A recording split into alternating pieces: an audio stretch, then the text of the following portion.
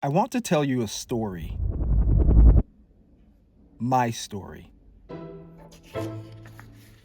about the convergence of two unexpected passions.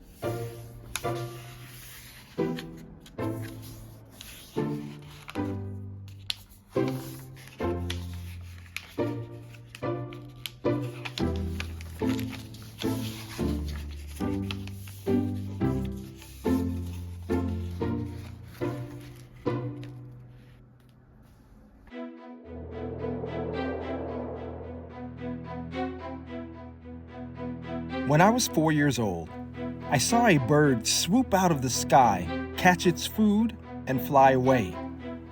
At that moment, I knew I wanted to fly. I wanted to literally soar through the air. This was my first passion. When I was 8 years old, I prayed God would give me the ability to fly. I wasn't sure how He would do it, but I trusted that He would. As I grew, my father would encourage my love for flight by buying me kites and model airplanes. We would often fly them out in the yard or nearby fields. When I was 10, while in a church service, I suddenly knew I needed Jesus to forgive me for all the bad things I'd done.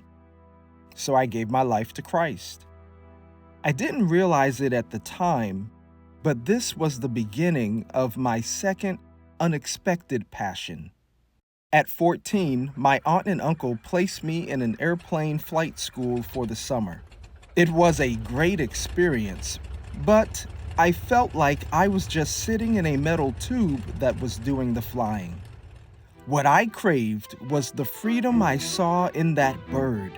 The wind, the speed, the ability to come down to the ground and then take to the sky once more.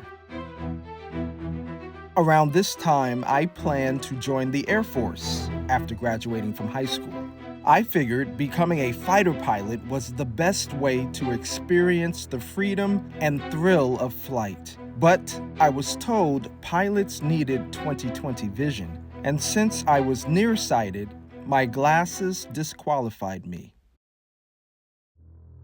1 month after graduating from high school, just before my 18th birthday, I attempted suicide. An argument with my father unearthed my struggle with years of low self-esteem and self-hatred. Not even my dream of flight could sustain me. I could see no other way out of my pain except to take my life.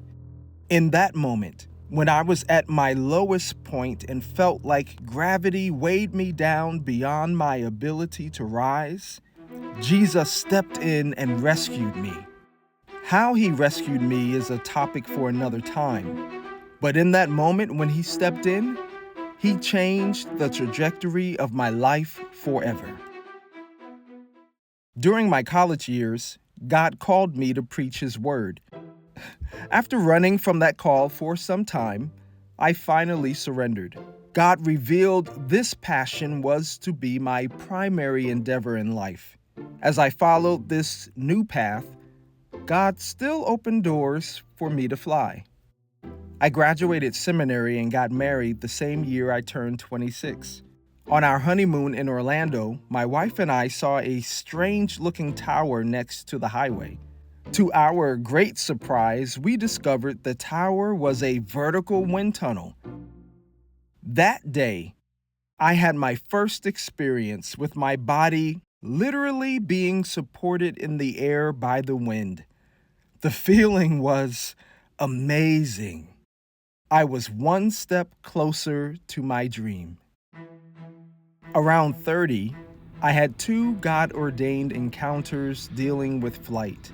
The first took place in West Africa, on a river between Ghana and Burkina Faso. Our missions group were in canoes on a river watching hippopotamuses. A dragonfly, which is my favorite insect in all the world, suddenly landed right next to me. I leaned in to study it. To my amazement, it fluttered its wings but didn't move. Once I was fully satisfied with examining it from every angle, it flew away. Was God letting me know He was thinking about me? The second encounter took place in Texas when I met Dan Slund, whose job was to wear a rocket belt and literally fly at different public events around the world. He let me strap into the rocket belt, although I didn't fly it, and he encouraged me to keep pursuing my dream of flight.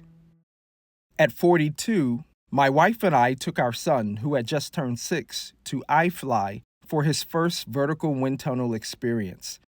He had heard me talk about flight for so long, he wanted to give it a try. Since then, I have taken other family and friends so they could experience the dream of flight. For my 44th birthday, my wife arranged for me to go hang gliding for the first time. I was 2,500 feet in the air with my instructor. We were being carried by essentially a giant kite and the wind. My wife and son were on the ground praying I wouldn't die, and I was in the air having the same conversation with God. But once I settled into the experience, I enjoyed everything about it. It was glorious. The closest thing so far to flying like a bird. At 48, my wife, son, and I had our very first helicopter flight. As someone who travels a lot on airplanes, I can say that flying in a helicopter is a very different experience. The jubilant feelings we had during takeoff and landing were difficult to put into words. My father passed away 1 month before my 49th birthday. The man who encouraged my dreams to fly in life was now gone. He was set to retire from 42 years of pastoral ministry. He and my mother were making plans for what was supposed to be the next chapter of their lives together. There were dreams he wanted to pursue. Sadly, he died before ever realizing them. I know my father has received the ultimate retirement plan in God's eternal kingdom, and I know I will see him again. But I found myself in the midst of grief where I didn't want to dream anymore. But Jesus has sustained me, and He revealed He has more for me to do. So I continue to pursue God's will for my life. When I turned 50, in an effort to help me dream again, my wife took me to iFly for another vertical wind tunnel experience. It turned out to be a cathartic way of helping me deal with my grief. Now, I am learning the art and science of indoor skydiving. Each time I step into the tunnel, I smile and tell the Lord, "Thank you for this opportunity."